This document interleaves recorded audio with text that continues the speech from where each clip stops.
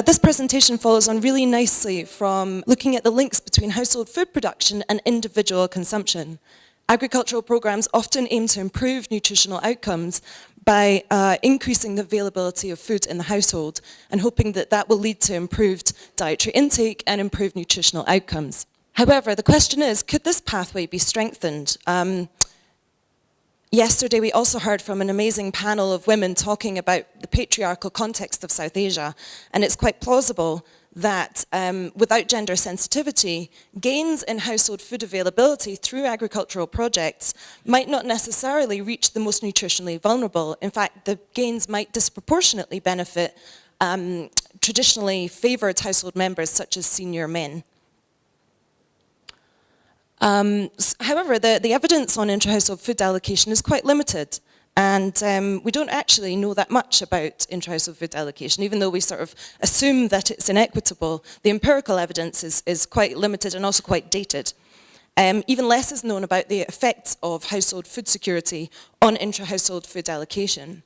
Because it is actually possible that improved food availability increases the equity of the household, and it might in fact improve the nutritional status of nutritionally vulnerable household members.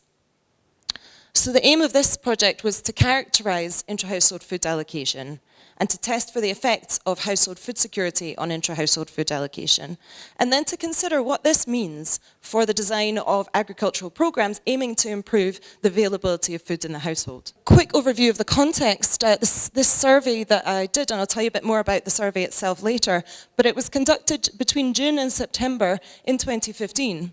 This first top left map was by the BBC indicating locations of major violent conflict, and my survey was where that red circle is that you can see indicating locations of major violent incidences at the time, and that was during the federalisation process, because this work was done in Dhanusha and Mahotri districts there where that red circle is.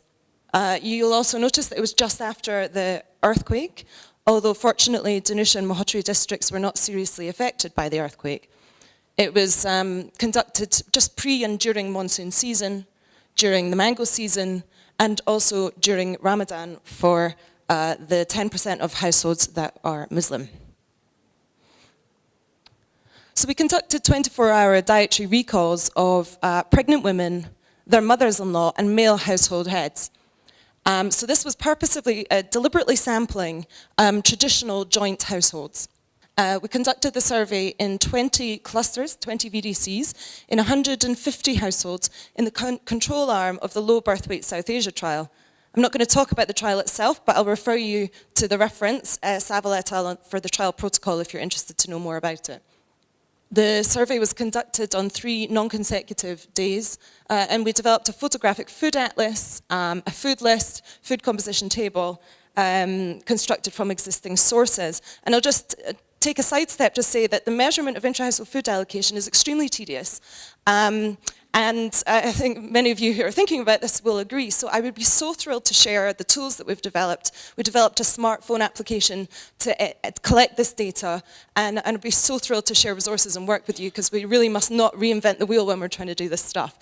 So the outcome itself that I was looking at and I'll describe today is the most common measure of intra-household food allocation. And it's the ratio of calorie adequacy of pregnant women between them and other household members. And calorie adequacy in this case is the intake as a proportion of their estimated average requirements. So it's a ratio of a ratio.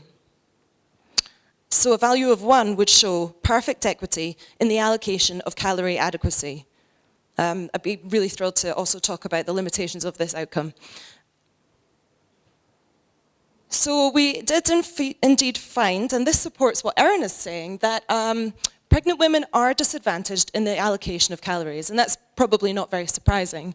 So the median RDRs, the relative dietary energy adequacy ratios, were 0.83 for the ratios between pregnant women and male household heads, and 0.88 between pregnant women and mothers-in-law.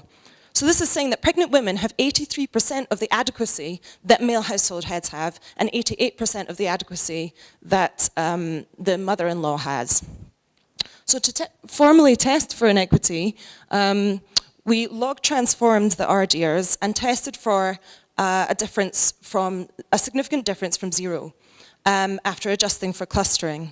And so the results here are the exponentiated coefficients and supporting what we see above with the median RDRs that, yes, households are significantly inequitable. However, calorie allocation is not associated really with food security. To measure food security, we use two indicators. The first is using the Household Food Insecurity Access Scale and converting that into a binary variable of any versus no food insecurity. And we tested whether there was any association between food insecurity and these RDRs. And as you can see here from the coefficients, there was no effect, or no association.